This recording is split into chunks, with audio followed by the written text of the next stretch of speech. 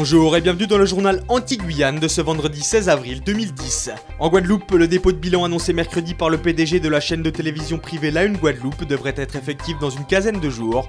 L'entreprise pourrait faire l'objet d'une reprise ou être placée en liquidation judiciaire. En Guyane, jusqu'au 18 avril se déroule le salon du tourisme des loisirs qui rassemble tous les acteurs spécialistes du voyage, du séjour et des excursions du département. En Martinique, le CHU de Fort-de-France a quintuplé sa dette en l'espace de 3 ans. Les syndicats s'inquiètent de la situation.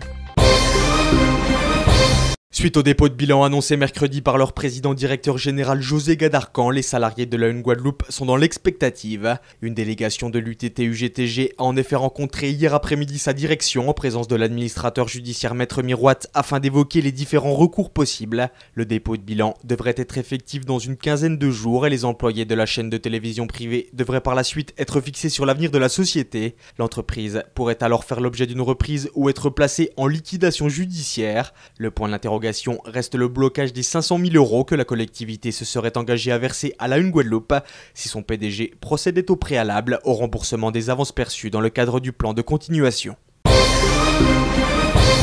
Face à une flexibilité du travail imposée par la direction de la Poste et qui engendre une précarité de l'emploi, la mobilisation s'organise chez les postiers. Le manque d'effectifs et la réorganisation générale des services est pointée du doigt par la Confédération Générale du Travail de Guadeloupe qui tenait une conférence de presse ce vendredi en guise de signal d'alarme. Objectif, exhorter les salariés à manifester leur mécontentement devant une remise en cause permanente du service public qui conduit notamment à une non-reconduction des CDD.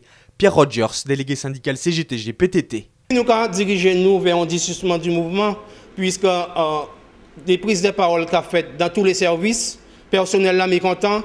D'ailleurs, nous avons appelé personnel là à une grande assemblée générale samedi 24 avril à Dessélan, en local à la SPTT, pour exprimer contentement à eux, mais aussi pour nous aller vers une grève départementale, puisqu'en cas dit, n'y a pas problème à régler. Après les centres de tri de Sainte-Rose-des et de Sainte-Anne, celui de Pointe-à-Pitre-Bergevin s'apprête à déposer un préavis de grève pour mardi 20 avril. La mobilisation des postiers de Petit-Bourg-Rougeole serait également au programme. Où allez-vous vivre une expérience unique? La réponse est bien sûr en Guyane.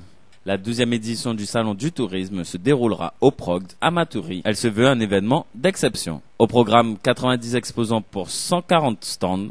Le but d'une telle opération est de valoriser les outils du tourisme en Guyane. Nicaise Létard nous en parle.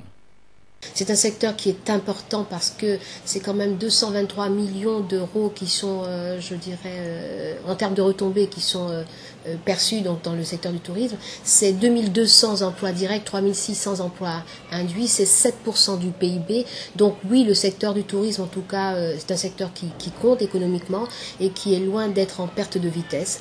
L'artisanat, la gastronomie et les loisirs sont des enjeux importants du tourisme à découvrir ou à redécouvrir.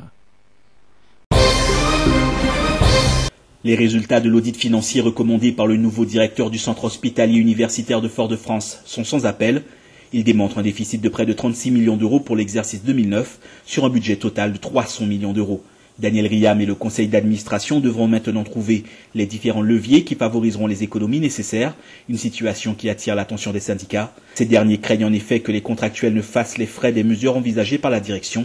Dans le rapport, l'on apprend que l'augmentation des prix des produits notamment constitue un handicap dans la gestion des comptes, sans compter la progression des charges de l'établissement sur les 3 dernières années.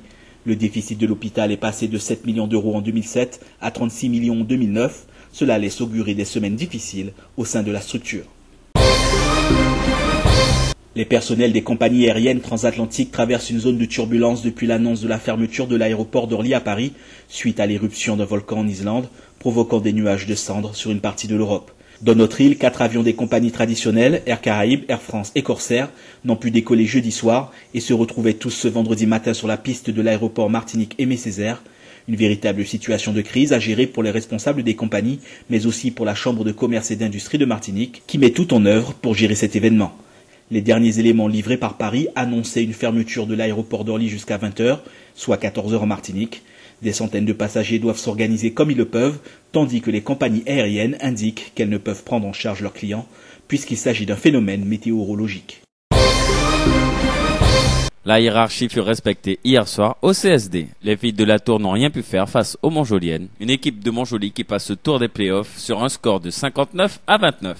Donc un début de match très très difficile, mais c'est vrai qu'après on a pu quand même gérer et remporter ce soir de 30 points. Battus par le Sport Guyanais au match aller, les joueurs de la Tour devaient faire leurs preuves et rattraper leur retard. Mais cette fois, c'est le Sport Guyanais qui laisse filer le match et en paye le prix à la fin de la rencontre. L'entraîneur de la Tour ne doute pas et s'accroche au titre. On mène encore de 17 points, l'équipe revient sur nous, on a des difficultés en deuxième mi-temps. Mais bon, on s'est battu, on n'a pas lâché. Bon, et les gars, ils ont du mérite, ils ont gagné. Tant mieux pour nous. Fabrice Hort attend beaucoup de ses joueurs et du match de samedi. Nous avons eu beaucoup trop de déchets offensivement et ça nous pénalise sur le résultat final.